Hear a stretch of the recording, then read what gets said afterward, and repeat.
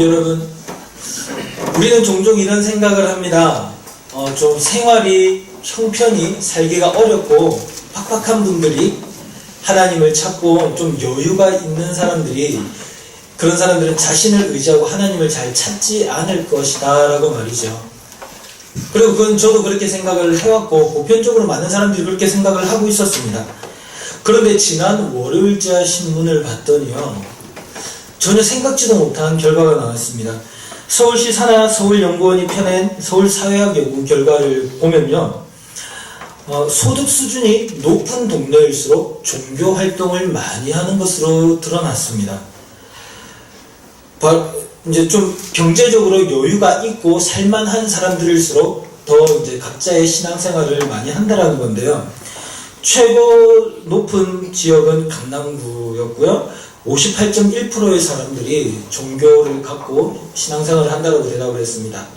그리고 최저치로는 지역은 말씀드리기는 그렇지만 31.4%의 사람들이 종교를 가지고 신앙생활을 하고 있었어요. 분석에 따르면 경제적, 시간적 빈곤층이 종교 활동에 진입하는 것이 어려워지고 있다라고 이야기를 했습니다. 그 이유는 한국의 종교가 점점 더 중산층들을 위한 종교로 바뀌어가고 있다라고 이야기를 하는 거예요. 그리고 안타깝게도 이것은 우리나라에서 일어나는 상황일 뿐만이 아니라 외국에서도 일어나고 있고, 지금 현재 미국도 나는 그리스도인입니다, 혹은 나는 종교를 갖고 있습니다 라고 고백하는 사람들의 수치가 점점 줄어들고 있다고 합니다. 그것도 우리와 동일한 이유라고 합니다. 그리고 그 신문에서는 기자가 교회를 다니는 몇몇 젊은 사람들의 사례를 소개하면서 이렇게 이야기를 해요. 대형교회를 다니고 있는 한 직장인은 교회에서 다양한 봉사와 활동을 하면서 헌신을 일을 하다 보니까 시간도 모자라고 또 한 달에 쓰는 돈도 너무 많이 나가고, 그래서 좀 어려움이 있다라고 이야기를 하더랍니다. 그리고 또 어떤 청년은 일은 바쁘고 시간은 없는데 교회에서 자꾸만 모여서 뭘 하자, 뭘 해야 된다, 봉사해야 된다 하니까 이제는 교회까지도 나가기 싫어지는 그런 경우들도 있다라고 하는 겁니다. 그리고 그런 고민을 하는 사람이 비단 자기만의 문제가 아니라 많은 교회 같은 청년부에 소속되어 있는 그 사람들의 공통적인 반응이 그렇다라고 해요. 저는 기사를 보면서 좀 한국 교회에 대해서 많이 생각을 해보게 되었습니다. 도대체 어떤 것이 문제일까? 저는 많은 문제들을 찾아내기는 어려웠지만 그래도 이런 생각을 해보았습니다. 교회에서 성도들에게 너무 많은 일을 요구하고 있는 것은 아닐까 하는 생각 말입니다. 너무 많은 헌신을 요구하고 있는 것은 아닐까 하는 생각 말이죠. 우리 교회는 그런 게 참 그래도 덜한 것 같습니다. 그런데요, 어떤 교회를 가보면 교회에 많은 시간을 할애하는 사람일수록, 교회 헌금을 많이 하는 사람일수록 저 사람은 신앙이 좋다라고 판단을 하는 사람들이 많이 있습니다. 그래가지고요, 교회에 많이 나와서 일도 많이 하고 헌금도 많이 하는 사람들이어야지 직분을 받을 수 있죠. 그래서 어떤 교회에서는, 얼마 전에 우리 교회 집사님들 임직식이 있었는데요, 어떤 교회에서는 임직식을 하는데 적게는 수백만 원에서 많게는 수천만 원까지 교회를 위해서 헌금해야 되고, 또 앞으로도 더 많이 헌신하고 일을 해야만 하는, 그래서 교회가 활동을 하는 데 있어서 유용하게 쓰임받는 사람들이 교회의 주축이 되는 그런 광경들을 많이 봤습니다. 이런 게 과연 하나님께서 원하셨던 그런 교회의 모습일까요? 저는 왠지 그렇지 않을 것 같다라는 생각이 강하게 듭니다. 그리고 오늘 본문 말씀을 보면서도 또 다시 한 번 더 그런 생각을 하게 되었습니다. 오늘 본문은 아주 유명한 사사인 입다 사사의 이야기의 배경에 해당합니다. 본문의 중요한 상황은요, 오늘 10장 17절에 잘 소개를 하고 있어요. 그때 암몬 자손이 모여서 길르앗의 진을 쳤으므로, 암몬 자손이 모여서 길르앗의 진을 쳤대요. 그리고 또 이스라엘 자손도 모여서 미스바의 진을 치고, 두 부족이, 이제 두 나라가 모였어요. 각각 모여가지고 이제 한번 큰 전쟁을 치르게 될 것임을 보여주고 있습니다. 그런데 우리나라 성경에는 그냥 모여서라고 이야기를 하고 있지만 히브리어 성경을 보면요, 이 두 집단이 모여있는 분위기가 완전 상반되어 있음을 우리는 알 수 있어요. 여기서 암몬 자손이 모였다라고 할 때 여기서 모였다라는 말은 차크라고 하는 말을 사용합니다. 이 말은 무슨 뜻이냐면요, 지도자를 중심으로 해가지고요 모이는 거예요. 소집된 거예요. 군사들이 마치 대장군의 명령에 의해서 하나로 모인 것처럼, 그러니까 뛰어난 중심 역할을 하는 지도자를 중심으로 해서 암몬 자손은 이스라엘을 치기 위해서 모여 있습니다. 그러면 이스라엘 백성들이 지금 모여 있는 모습은 어떨까요? 이스라엘은요, 아사프라고 하는 단어를 사용하면서 모였다라고 얘기를 해요. 이 아사프라고 하는 단어는 모이는 건 모이는 건데요, 그 사전에 보니까 괄호로 이렇게 표현되어 있어요. 죽음에 의해서 모이는, 뭐 그런 장면을 이야기를 해요. 근데 이게 쓰임에서 보면, 지금 본문에서 쓰임은 뭐 죽음에 의한 뭐 그런 것들은 전혀 의미는 상관이 없고요, 리더를 중심으로 해서 모이는 것이 아니라 그냥 모여든 거예요. 누군가가 구심점이 되어서 모이게 하는 사람이 아무도 없었다라는 것을 뜻하는 거예요. 즉, 저 건너편에서 암몬 자손들이 집결을 하니까 그냥 어리둥절해서 우리 어떻게 해야 되지? 어떻게 해야 되지? 하면서 그냥 모여들어 있는 상태예요. 진짜 제대로 된 지도자가 없다라는 거죠. 당시 이스라엘의 지도자가 없었습니까? 있었죠. 장로들도 있고요, 방백들도 있습니다. 오늘 18절에 보면 바로 나오잖아요. 길르앗 백성과 방백들이 서로 이르되, 방백들은 관리입니다. 백성들이나 관리들이나 지도자들이나요, 하나 없이 똑같이 이야기를 하고 있어요. 우리 어떻게 하지? 어떻게 해야 돼? 야, 누가 쟤네들이랑 싸울 수 있을까? 너무나 안타까운 상황이죠. 그리고요, 이런 이야기들도 나옵니다. 야, 누구든지 가서 저 암몬 사람들이랑 싸우는 사람들에게 우리가 그 사람이 우리의 머리가 되도록 해주마. 즉, 우리의 지도자, 우리의 왕이 되도록 해줄 테니까 누가 가서 싸울 수 있는지 찾아보자. 그런데 사람이 있습니까? 없는 거예요. 이스라엘이 영적으로 피폐해지고 그 다음 나라가 외적 침입에 의해서 굉장히 어려운 상황에 처했을 때 정작 그들을 인도해내야 될 모세와 같은, 여호수아와 같은, 혹은 다른 사사들과 같은 그런 제대로 된 지도자가 없었던 것이죠. 결국 이 사람들은 목자 없는 양처럼 이리저리 방황하고 있습니다. 그리고요, 이 사람들이 우리가 그러면 한번 찾아보자라고 해서 찾은 사람이 있어요. 그 사람이 바로 11장부터 등장하는 입다라고 하는 인물입니다. 입다는 아주 특별한 사람입니다.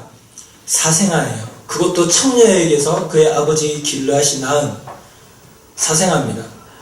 당시 사회적인 분위기 속에서는 사생아들, 특히 창녀의 아들이 어떻게 그 아버지의 기업을 유산으로 받을 수 있겠느냐, 사회적으로 인정받지도 못했고 사회의 한 구성원으로서 살아가기도 굉장히 어려운 시대였습니다. 거기다가 심지어 그 입다의 가족들은요, 형제들은 입다를 쫓아내버렸어요.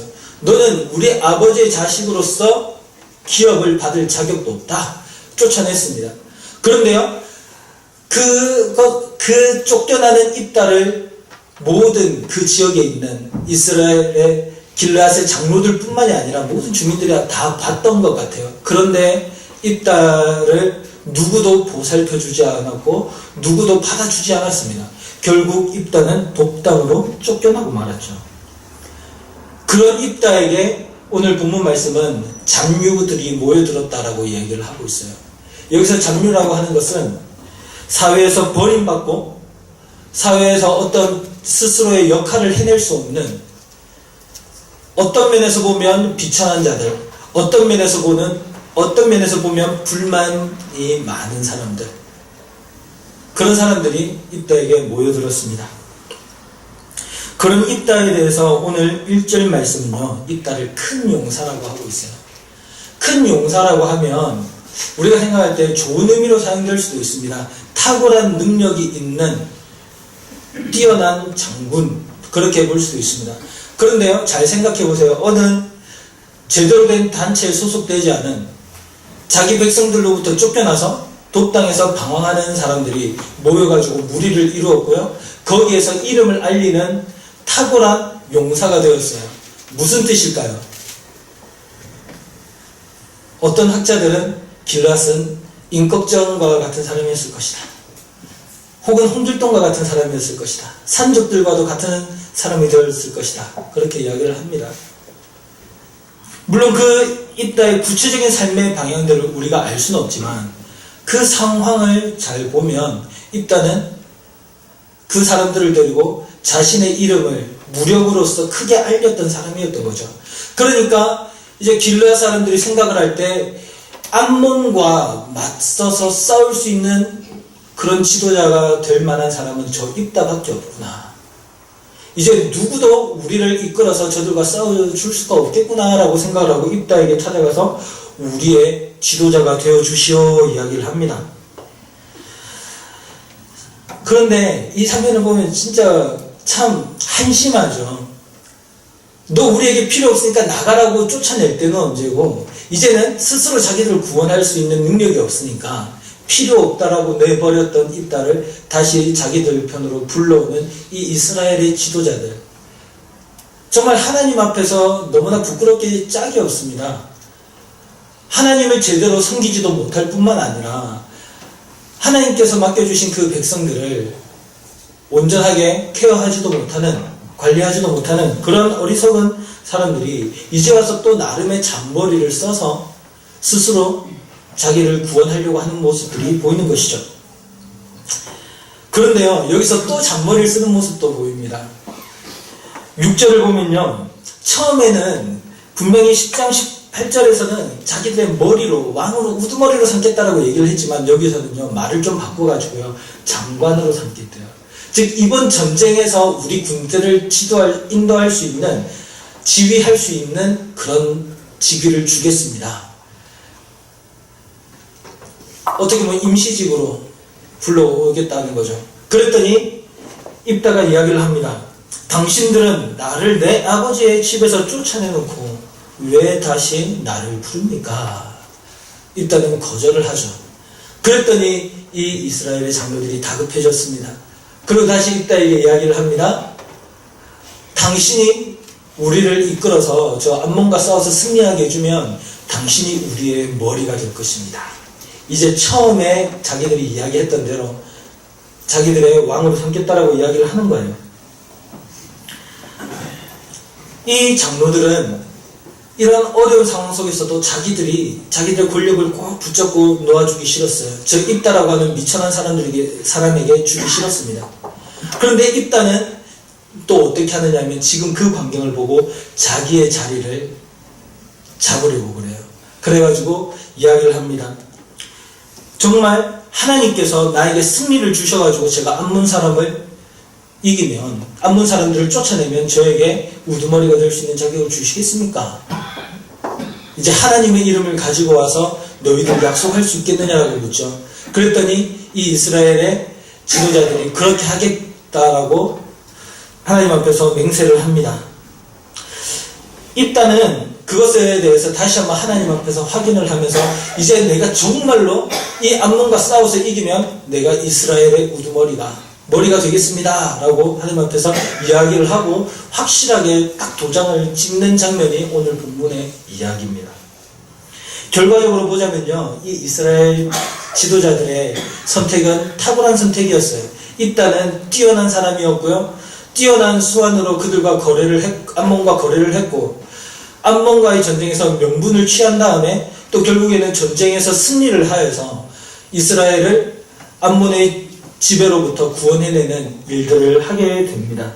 사사 입다는 삼손처럼 개인의 강력한 힘은 없었지만 탁월한 지략과 군사력으로 이스라엘의 승리를 가지고 왔던 사람이죠.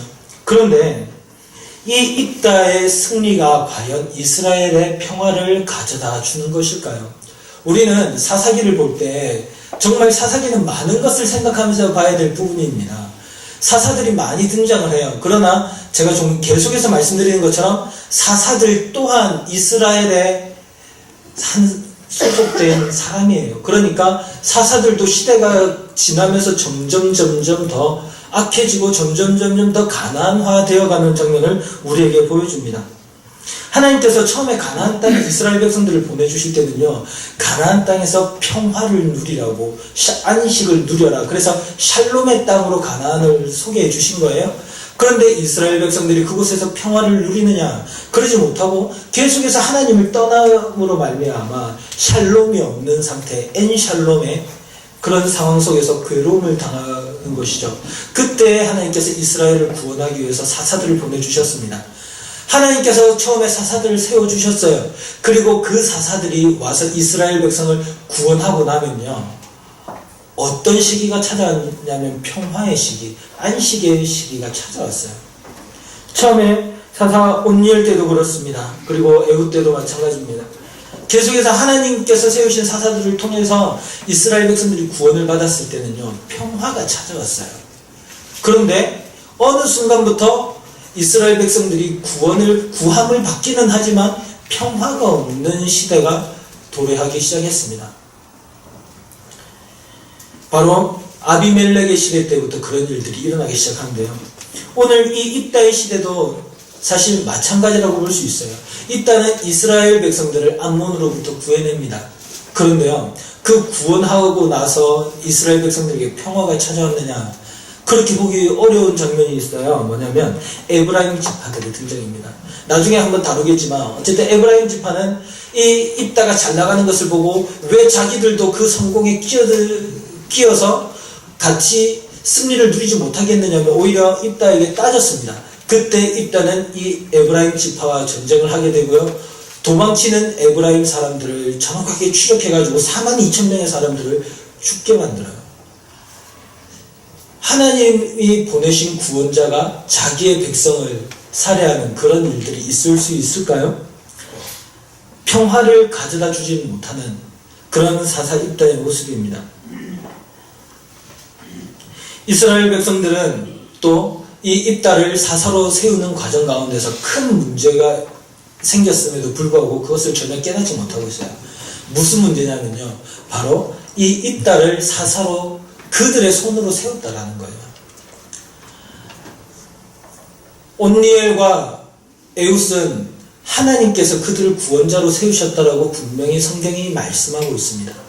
그리고 그 다음 소선지자 상가를 뛰어넘고요, 그 다음 드보라의 경우에는 드보라는 여자 선지자로서 하나님의 부르심을 받아서 이미 백성들을 판결하는 그런 일들을 하고 있었어요. 사사의 역할을 하고 있었던 사람이죠. 하나님께서 세우셨던 사람이었습니다.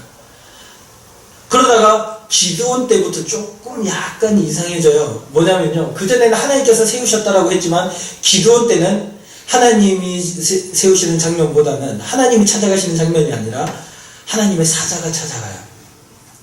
물론 하나님의 사자의 임재하심도 신현의 일종으로 보긴 하지만, 하나님의 임재의 일종으로 보긴 하지만, 그래도 또 성경에서는 하나님께서 세우시는 장면과 좀 비교되는 장면으로 보입니다. 그리고 나서 그 아들 아비멜렉의 경우, 지난번에 우리가 같이 생각을 해봤잖아요. 얼마나 참혹한 사건이 아비멜렉을 통해서 일어났습니까? 수많은 백성들이 괴롭힘을 당했잖아요. 그때 그 아비멜렉은 자기가 스스로 왕이 되었던 인물이에요. 더 이상 하나님과는 상관이 없이 스스로 왕이 되었습니다. 뛰어난 능력을 가지고는 있었으나 자기 스스로 왕이 되는 사람은 그 백성들을 괴롭게 만들 뿐이었죠. 그리고 오늘 이 입다도 좀 비슷한 환경에 있습니다. 아비멜렉이랑 비슷해요. 사생아였고 형제들에게 버림을 받고 인정받지 못했고, 그리고 자기 주위로 여러 사람들을 끌어모았었고, 물론 입다는 아비멜렉과는 다르게 이스라엘을 구원하기는 하였습니다만, 어쨌든 이 입다는 아비멜렉과 비슷한 환경 속에서 있는 사람으로 우리는 볼 수 있습니다. 그리고 차이점이 있다면 자기 스스로 왕이 된 것이 아니라 백성들이 그를 왕으로 세운 것이죠. 어쨌건 우리가 오늘 이 본문 말씀을 보면서 놀라게 되는 것은 하나님이 세우시는 자가 아닌 자가 사사가 되었다는 거예요. 그리고 하나님이 역사하시는 장면이 등장하지가 않습니다. 이것은 굉장히 놀라운 일이에요. 우리가 지난주에 말씀을 볼 때 하나님께서 이스라엘 백성들의 그 곤고함으로 인하여서 마음에 근심하시는 장면을 우리는 봤어요. 하나님께서 어떻게든 그 이스라엘 백성을 공고한 상황 속에서 구원해내시기는 합니다. 그러나 하나님의 적극적인 개입에 대해서 오늘 본문에서는 전혀 이야기를 하지 않고 있어요. 이것은 이스라엘 백성들의 어두운 암울한 상황을 그대로 보여주고 있는 것이죠. 그래서 우리는 이렇게 생각해 볼 수 있습니다. 입다가 암몬으로부터 이스라엘을 구원하긴 하지만 그 승리가 진정한 구원은 아니다라는 거예요.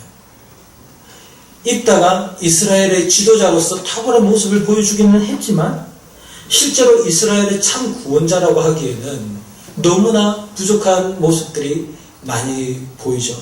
그래서 입다의 스토리를 보다가 보면 우리는 깨닫게 되는 게 있습니다. 진짜 사사는 입다가 아니구나. 그리고 다른 누구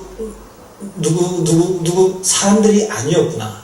그리고 참 사사는 오직 하나님이셨구나. 이게 입다의 이야기들을 통해서 우리는 자세하게 드러나는데요. 그건 우리가 앞으로 말씀을 통해서 살펴보도록 하겠습니다. 그런데 우리는 이런 입다의 모습과 이스라엘 백성들의 모습을 보면서 우리를 발견하게 돼요.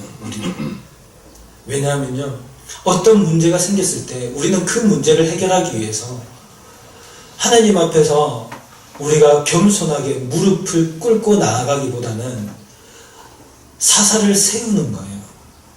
나를 구원할 누군가를 찾는 거죠.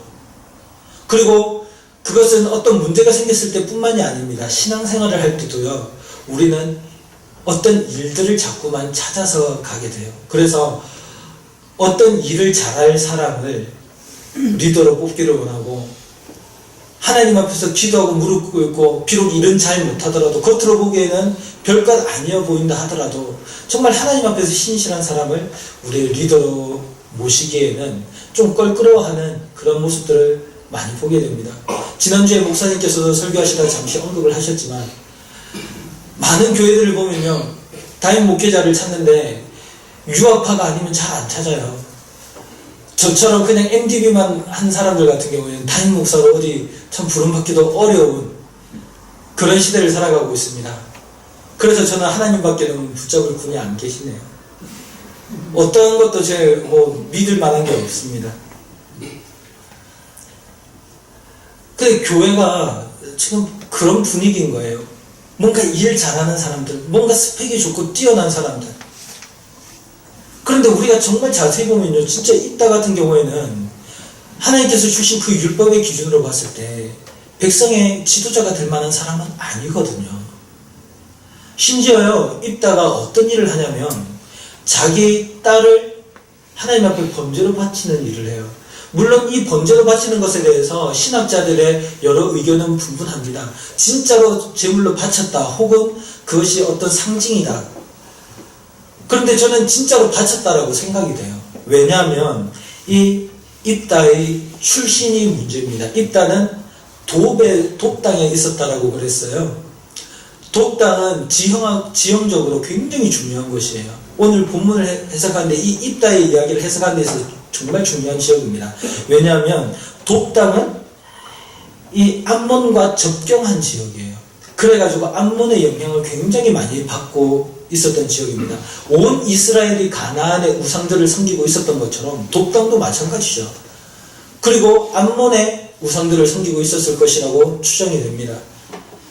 암몬의 우상 어떤 게 있습니까? 몰렉이라고 하는 신이 있어요. 이 몰렉을 섬기는 사람들이 주로 하는 것은 뭐냐면 사람을 번제로 드리는 행위들이에요. 그래서 입다가 돕당에서 오랫동안 거주했고 그곳에서 영향을 받았고, 그리고 나서 나중에 딸을 번제로 바쳤다라는 장면이 나오고 있다라는 것은 실제로 입다는 자기의 딸을 번제로 바쳤다라는 것이고, 그 딸도 하나님 앞에 자기를 번제로 바쳐지는 것에 대해서 전혀 거리끼지 않는 그런 모습을 보이고 있어요. 문화적으로 굉장히 익숙하다라는 거죠. 근데 입다는요, 그것이 하나님을 잘 섬기는 것이라고 생각했습니다. 하나님 앞에 거래를 하는 거예요. 하나님, 제가 전쟁에서 승리를 하면 제가 고향으로 승리를 해서 돌아갈 그때에 저를 가장 앞서 나와서 환영해주는 그 사람을 번제로 바치겠습니다. 그랬더니 그 딸이 제일 먼저 찾아왔거든요. 결국은 그 딸을 번제로 바치는 것이죠. 이것은 비록 이스라엘에게 구원은 찾아왔지만, 승리는 찾아왔지만 정말 하나님께서 원하시는 온전한 회복이 일어나지 않았다는 얘기예요. 우리들도요, 어떤 일을 하는가, 어떤 능력을 가지고 있는가, 그것에 집중을 해서는 안 될 것입니다. 그리고 신앙생활을 할 때도 마찬가지예요. 내가 뭘 하느냐, 내가 뭐 지도자가 되느냐, 내가 머리가 되느냐, 그래서 내가 또 많은 일을 해서 어떤 업적들을 남기느냐, 내가 교회를 위해서 무슨 일을 하느냐, 이게 중요한 게 아니라 하나님께서 우리에게 원하시는 것은 딱 하나입니다. 너는 내 앞에서 어떤 존재인가? 바로 그거예요. 여러분 하나님 앞에서 누구십니까? 어떤 사람입니까? 하나님 앞에 섰을 때 하나님께서 우리에게 물으실 것은 너 뭐 하다가 왔니? 너 무슨 일을 했니가 아니라 너 나를 얼마나 사랑하느냐, 너 나를 얼마나 아끼고 나를 잘 섬기느냐. 하나님께서 우리에게 물으실 것은 그거라는 거죠. 디모데후서 2장에서 바울은요, 디모데에게 깨끗한 그릇이 되라고 이야기를 합니다. 그 큰 집에 그릇은 종류별로 많이 있어요. 금 그릇도 있고, 은 그릇도 있고요, 쇠 그릇도 있고, 나무 그릇도 있을 것이고, 질 그릇도 있을 것입니다. 각각의 그릇들은요, 그 쓰임새들이 다 달라요. 뭐 화려한 곳에서 멋지게 사용되는 그릇도 있을 것이고요, 또한 뭐 화장실에서 사용되는 그릇이 있을지도 모르겠습니다. 그런데요, 여러 가지 곳곳에 쓰이는 위치들은 다 다르지만 주인이 쓰고자 하는 그릇은 깨끗한 그릇이라는 거예요. 귀한 그릇이든 귀하게 쓰든 뜻대로는 천하게 쓰든 하나님께서 원하시는 것은 깨끗한 그릇이라는 거죠. 그런데 우리가 하나님, 저는 무조건 금 그릇이기를 원합니다. 하나님의 나를 향한 쓰임새는 따로 있는데, 하나님, 저는 금 그릇처럼 좀 화려하게, 마치 보석 박아놓은 그런 그릇처럼 화려하게 뭔가를 해보기를 원합니다. 그래가지고요, 막 앞서서 일하고 그걸로 어떻게든 자신의 자랑으로 삼으려고 내가 돈을 얼마를 헌금을 하고 얼마나 열심히 교회를 위해서 봉사를 하고, 그래가지고 그게 자신의 공로가 되어가지고 교회에서 어떤 사람들은 보면요, 어깨에 힘이 들어가서 내가 언제부터 교회를 섬겨가지고 얼마나 열심히 일을 했고 이런 이야기들을 하고 다니는 겁니다. 그래가지고 우리 교회가 어려울 때 내가 어떻게 했고, 물론 제가 말씀을 드리는 것은 이런 것들이 중요하지 않다는 게 아니에요. 우선순위의 문제입니다. 하나님의 교회를 위해서 같이 헌신하고 섬겨서 아름다운 주의 뜻을 이루어나갈 수 있는 그런 공동체가 되는 것 매우 중요하죠. 그런 성도가 되는 것 정말 중요합니다. 그런데 그것보다 더 우선해서 우리가 생각해야 될 것이 뭐냐면, 하나님 앞에서 내가 누구냐 하는 거예요. 하나님 앞에서 내가 얼마나 경건한가, 하나님 앞에서 얼마나 내가 민감하게 영적으로 깨어있는가, 그것이죠. 제가 예전에 예배에 대한 책들을 좀 많이 봤습니다. 하나님을 예배하는 것이 어떤 것인가 하는 그런 책들을 많이 봤는데요, 그때 이런 책을 봤어요. 하나님께서 우리의 예배를 받으시는 12가지 이유라고 하는 책이 있어요. 탐 크라우터라고 하는 분이 쓰신 책인데요, 그 책에 보면 이런 내용이 있습니다. 제가 조금 읽어드릴게요. 아모스 시대 사람들은 하나님을 예배하는 것보다는 그들의 예배의 형식에 더 관심이 있었다. 오늘날에 우리 또한 여전히 이런 덫에 빠지기 쉽다. 우리는 옳은 반응을 얻어내기 위해 옳은 것을 하는 데에만 너무 관심이 있어서 하나님을 예배하는 것 자체의 초점을 놓칠 수 있다. 이제까지 당신이 그렇지 않았다면 예배의 실제적인 것들에 초점을 맞추지 말고 하나님을 예배하는 것에 최우선 순위를 두라. 사람들과 하는 것들에 대한 관심에서 벗어나 우리의 예배의 진정한 목표인 전능하신 하나님께 초점을 맞추라. 이게 무슨 얘기냐면요, 사람들이 가장 경건하다라고 생각하는 그 예배를 드리는 그 시간에서조차도 우리가 그것이 어떤 일이 되어버린다면, 내가 뭐 하는 그 행위에 초점을 맞춰버린다면 하나님을 놓쳐버리고 예배 시간을 예배하는 그런 상황이 될 수도 있다는 거예요. 우리가 교회의 일을 할 때도 마찬가지예요. 하나님을 섬길 때도 마찬가지예요. 이웃을 도울 때도 마찬가지고요. 하나님이 초점이 되어서 그것을 해야지, 그게 아니라 그 일을 하는 것 자체에 초점이 맞춰져 버리게 되면 그것은 우리가 정말로 하나님을 섬기는 것이라기보다는 그 일 자체를 섬기는 게 될 수 있다는 거죠. 예배를 드릴 때든 전도를 할 때든 사람들과 교제를 할 때든 이 모든 것은 우리의 일상생활 속에서 모든 면에서 적용이 되는 부분입니다.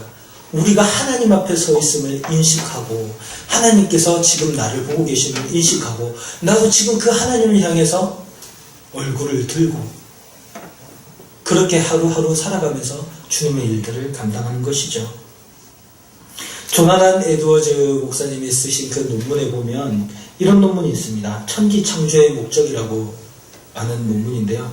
거기서 보면 하나님께서는요, 이 세계를 창조하실 때 요약해서 말씀드리자면 그 하나님의 영광과 그 하나님의 거룩하심과 그 하나님의 선하심과 그 하나님의 어떠하심들을요, 이 세계 가운데 나타내시기를 원하시는 거예요. 그리고 하나님의 형상대로 지음받은 우리 피조물들이 그 하나님을 바라보고 그 하나님께 반응하는 거죠. 하나님을 찬양하고 하나님께 영광을 올려드리는 것입니다. 근데 우리들의 관심은 거기에 있는 것이 아니라 어떤 일을 하는가, 거기에 관심이 있는 거죠.